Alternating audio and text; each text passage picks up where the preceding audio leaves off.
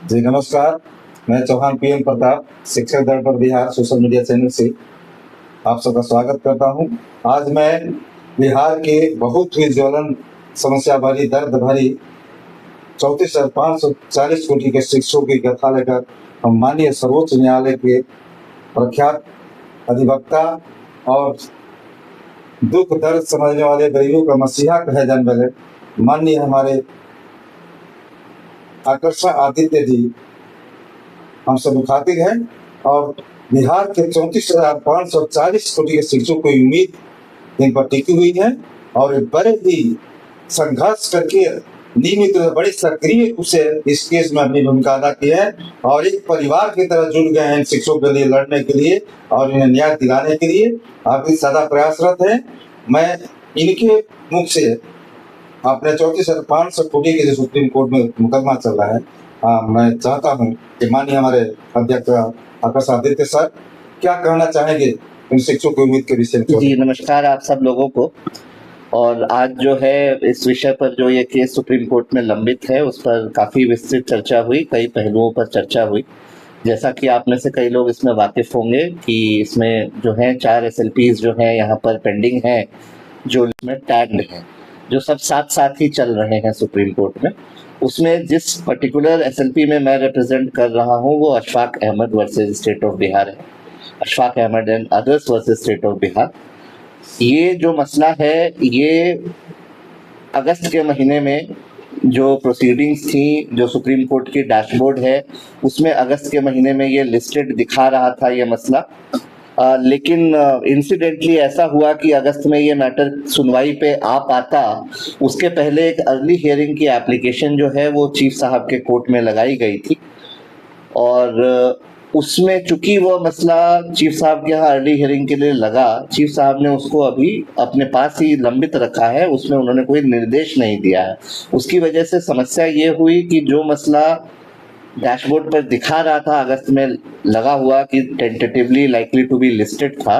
वो चूंकि अब चीफ साहब के यहाँ वो एप्लीकेशन और सारे ये जो मैटर है वो सब चले गए वहां पर। तो जब तक अब उसमें अगला फैसला नहीं आता है तब तक वो मैटर अभी लिस्ट में शो नहीं कर रहा है। चर्चा में हमने ये भी किया कि सितंबर के महीने में 1 हफ्ते 10 दिन के इंतजार के बाद हम लोग प्रयास इसमें करेंगे कि चीफ साहब के यहाँ इस मैटर को मेंशन करके और उनसे उचित निर्देश इसमें लिया जाए, और जिसमें प्रेयर यही रहेगी कि जस्टिस विक्रमनाथ साहब की बेंच में ये मामला पहले भी लंबित था और चल रहा था, और जैसा कि उसमें अगस्त के महीने में 2025 का एक आदेश है जिसमें कि हियरिंग को एक्सपेडाइट किया गया था आउट ऑफ टर्न लेने के लिए मैटर को। तो ये हम लोग वहां पे एक प्रार्थना करेंगे चीफ साहब के आगे कि विक्रमनाथ साहब के बेंच में इसको वापस से भेज दिया जाए, और पूरा प्रयास हम लोग ये कर रहे हैं कि इस मसले में हमें सफलता मिले सुप्रीम कोर्ट के आगे। सर एक बात आया था, उस डेट जो 22 जुलाई को पड़ा था जी, उसके बाद 6 अगस्त को एक डेट टेंटेटिव दिखाया है AI द्वारा जी। तो कुछ लोग जानना चाह रहे हैं कि 6 अगस्त को क्या हुआ, पूछना चाह रहे हैं। तो वास्तव में आपके अनुसार वो डेट रहा ही नहीं, अर्ली हियरिंग का पिटीशन के दाखिल हो जाने के चलते वह डेट नाम मात्र करा था। जी बिल्कुल यही था। वो होता क्या है कि जो सुप्रीम कोर्ट के डैशबोर्ड में मैटर्स दिखाते हैं वो एक एल्गोरिदम को फॉलो करता है और लाइकली टू बी लिस्टेड वो टेंटेटिव लिस्टिंग रहती है। जब तक कॉज लिस्ट बाहर ना आए कोई भी ये नहीं कह सकता श्योरिटी के साथ कि वो मैटर कोर्ट में लग रहा है कि नहीं। लेकिन हाँ ये जरूर होता है कि जब मैटर मोस्ट लाइकली या टेंटेटिवली लिस्टेड है तो वो लग ही जाता है कोर्ट में। तो ये जरूर है कि अगर ये अर्ली हियरिंग की एप्लीकेशन शायद अगर मूव नहीं होती तो हो सकता है कि मसला जो है अगस्त में जो डेट दिखा रहा था उस पे कोर्ट में आता। अब ये जो छोटी सी कंफ्यूजन क्रिएट हो गई है उसकी वजह से जो भी उसके पीछे कारण रहे हो, अब ये जो है हम नए सिरे से प्रयास करेंगे कि ये जो मैटर है वो कोर्ट में जल्द से जल्द जो है लिस्टिंग पे आए। जी जी बहुत बहुत धन्यवाद सर। हमारे माननीय अधिवक्ता महोदय ने स्पष्ट बताया कि जो भी केस में जो टेंटेटिव डेट दिखला रहा था वह वास्तव में इस अर्ली हियरिंग के पिटीशन के चलते नगण्य रह गया और हम कोर्ट से दूसरे कोर्ट में चले गए हैं। अब हमारी व्यवस्था जो हमारे अधीन नहीं रह गई है, थोड़ा सा